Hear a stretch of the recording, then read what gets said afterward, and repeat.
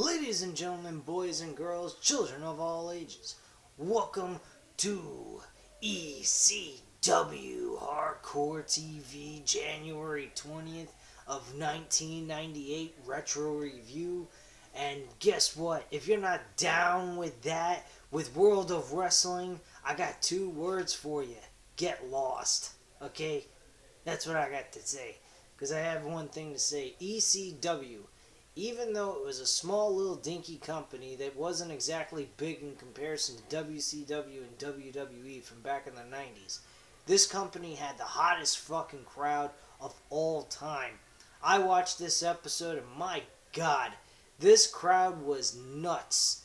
Insane, out of control, freaking crazy. There was only 2 matches, a lot of promos, a lot of segments that went on throughout the show. Not as much in-ring action as there was in the last couple of episodes that I reviewed. But I'll tell you what, this was fucking crazy ass shit. This audience, how interactive they were with the promos, and some of the stuff I saw with Rob Van Dam, which I'll explain in a little bit later in this video, was pretty insane to see. But going first off with the matches, we had Al Snow face Paul Diamond, which was whatever. It wasn't all that big of a deal. The match itself just went on for 6 minutes, and Al Snow walked away as the winner. Now, despite the fact I did not really care for the match too much, it was pretty much dull and boring. There was nothing horrible about it. The in-ring work was average at best. But it wasn't horrible. It just didn't attract my interest all that much. The one thing I will point out, I have to say one thing. Al Snow in ECW fit that company perfectly. And why in the world they never made Al Snow, and if you guys know the history of the ECW World title, they never made Al Snow become the ECW World Champion. I can't believe that they never did that at least one time while he was there before he went to WWE. I think if he would have gotten the ECW World title, he probably wouldn't have left the company. But then again, he might have. Nobody can predict what would have happened back then because, ECW wasn't exactly the big company out of the 3. They were competing against 2 juggernaut companies in the wrestling industry. But for as small as they were able to hang in there with both of the big juggernaut companies. And they hung in there for a long time. So I have to give credit to ECW and definitely Paul Heyman. Paul Heyman ran that company beautifully. He created an interactive, realistic world of professional wrestling. I have to say this much. At some point, WWE needs to get to that kind of... stay in the realm of TV PG so that they keep what they're going for here, but have it in a little bit of a realistic type of format, and not so childish and retarded. But overall, this show, again, was fucking fun to watch. Before the Al Snow and Paul Diamond match, we had a segment with Shane Douglas. Just to run you a little bit of history about Shane Douglas's condition and what this promo is about. It's about giving some update on his career. He had a world title match against Bam Bam Bigelow at November to Remember of 1997. He faced Bam Bam Bigelow in a one-on-one match, no holds barred, of course, for the ECW World Champion. Bam Bam Bigelow was the champion going in, and he went ahead, had a match with him, broke his arm in the middle of that match, managed to finish the match, no less, with a broken elbow, and he got the 1-2-3, picked up the victory, and walked away the new ECW World Champion. Well, unfortunately, in Shane Douglas's case, he was unable to defend the title month to month, but they didn't strip him of the belt, which was kind of surprising, because every company does that, but apparently back in the ECW, they never really cared to do that unless the person absolutely could not compete eventually to defend the title. There was no set time when they had to defend it, just whenever. But whatever, that's really not the point.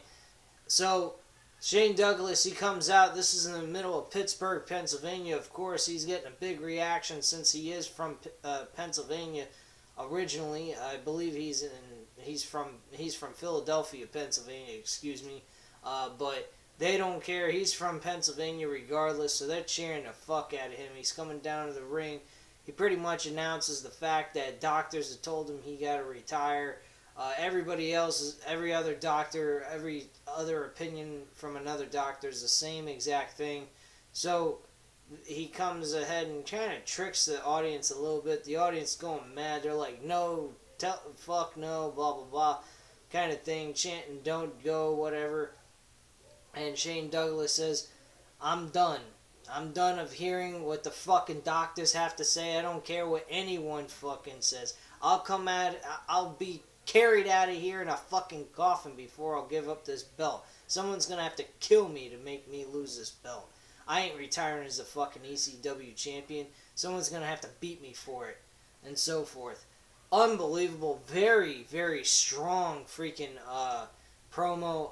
I wish that some wrestling company would do something like this. Because I haven't seen anything like this in years. I mean, very strong. It was strong language. They could have maybe taken out the fuck part out of the promo, but pretty much, I think ECW, Paul Heyman's idea was to just have a free-flowing speech of language, whatever the hell he wanted to say, in the middle of the ring to promote a match or promote, a segment, and that's pretty much it. Excellent fucking promo by Shane Douglas. I have to say that was probably one of the best promos I've seen in a long time, and that was all the way back in 1998, for God's sakes. This is the first time I've ever watched this episode, so it was pretty damn awesome to watch that. The other thing that happened also was Taz. Taz went ahead and he had a match with Big Dick Dudley, beat the fuck out of him in 41 seconds. Awesome maneuvers, awesome work by Taz. Taz was by far one of the best ECW performers in the company outside of Rob Van Dam and Shane Douglas. And Taz just made that fucking ECW television title just a prestigious belt, and Rob Van Dam, getting the belt as well, and then taking it and running with it like crazy, even making it more prestigious than what Taz made it into, was just unbelievable. I mean, practically freaking Rob Van Dam made the ECW World Championship as the new fucking the World Heavyweight title practically. I mean, it was placed in main event matches of pay-per-views, for God's sakes. So it was pretty crazy for them to be able to put a world television title over a world title. But anyway, the other things that happened on this show, after that promo, Bam Bam Bigelow came into the announcer's room, I guess you could say, where Joey Styles was telling Joey Styles, like, what the fuck, I guess I didn't do my job, which really pisses me off. When I don't get a job done, it really makes me upset. And he says, I want Shane Douglas eliminated, I want him dead, I want the triple threat dead, which has Chris Candido and Lance Storm involved with that, and he basically wants to get rid of the whole entire group. And it's the first guy he bumps into, Al Snow. My God, he was funny as hell with that freaking head. That was just the funniest thing I ever seen in my life. It made me laugh. Al Snow's like, we'll be your partners, and he's like, what are you talking about? You're fucking crazy, dude. And he's like, and then he has the head involved in the conversation. He goes, yeah, we'll go ahead and die with you. Us two and you against them. It'll be a 3-on-3 match. Because they're having Bam Bam Bigelow is actually looking to set up a match, a 6-man tag team match, at this special event for the Saturday event that was going to go into the show.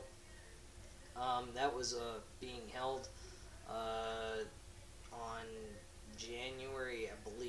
probably the 25th, because it was a Monday episode. Yeah, it was January 25th of 1998 that event was going to be held. Excuse me. And he was trying to look for one or two partners to go up against a triple threat. Al Snow, and he wanted Head to join the group with Bam Bam Bigelow, and Bam Bam Bigelow just wanted to stay clear of Al Snow, as you could tell, and he pretty much told me he was fucking insane, just get the hell away from him, that's it. From that point, in that same promo, Bam Bam Bigelow bumped into Taz, went in his locker room, and he looked at him and he says, look, I know you have past history with Shane Douglas and the other guys. I need your help. You and me have something in common. We may not like each other and not be friends, but we sure as hell have one thing in common, that we both hate Shane Douglas, and I sure as hell want to get rid of the fucking, the triple threat. So, that was pretty much the gist of the promo, and Taz being Taz, his whole idea and feelings towards that is just, I don't care about your business with anybody, I care about myself, care about the championship that I'm holding right now, and beating everybody's ass that I get in the middle of the ring. Taz was just a pretty straightforward, clean, pretty simplistic character that was just, I guess you could say, the Mike Tyson of VCW. I mean, he was a bulldog.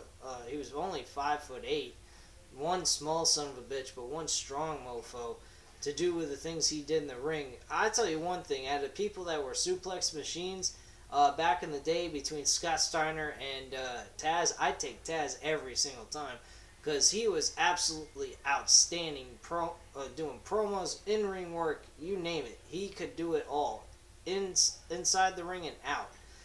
So he was an outstanding character and definitely a great talent for ECW. Said that quite a few times in this video right now, but I think Taz was fucking awesome back then. Unfortunately, he didn't really do much after ECW. He kind of went downhill once he joined WWE. So after the two matches, they pretty much just had promos going on throughout the rest of the show. Joey Styles kind of hyped up the upcoming event for the pay-per-view, which was the ECW Living Dangerously, which was taking place on March 1st of 1998. So eventually, once I get through all these episodes leading up to that event, I will watch the full 3-hour pay-per-view event and give you a full rundown of that entire show. So definitely catch that whenever I get to it. I'm probably going to start doing a couple of ECW reviews each week so I can get to it a lot quicker. Like probably 2 episodes a week instead of 1. But this show, and then on top of that, besides the Joey Styles situation, we saw Rob Van Dam displaying off some amazing talent. He did a leg split with 2, I would say, bench press seats or benches or whatever you want to fucking call it. And he had his leg split like you usually would see him back in the day in WWE when he was preparing for a match. He'd actually do something like that, doing leg splits. But he did something a little different I've never seen him do before. He lifted, one I think was about 50 pounds worth of dead dumbbells, and of a dumbbell, and then he lifted up a dumbbell that was 166.5 pounds. And he lifted it up, and his legs were bending. I thought his legs were going to snap in two. It was unbelievable. I never seen Rob Van Dam do something like that before in my life. It was very shocking and like completely not mind-numbing. I could not believe how insane that was. How he was able to do something like that. But very impressive leg strength on his part. And I'm surprised he didn't have, his balls fall out or or something like that. I don't know. But he looked like he could have gotten a hernia doing what he did. But fortunate for him, he didn't. At the end of the show, just the end, we had Bam Bam Bigelow finally come out to in the snow of Pittsburgh, Pennsylvania, walked up to Taz while he was inside of his car, stood in front of his car, and pretty much got to the point where he was begging Taz to be his partner. And Taz came out and said to him, look, okay, motherfucker, I'm going to go ahead.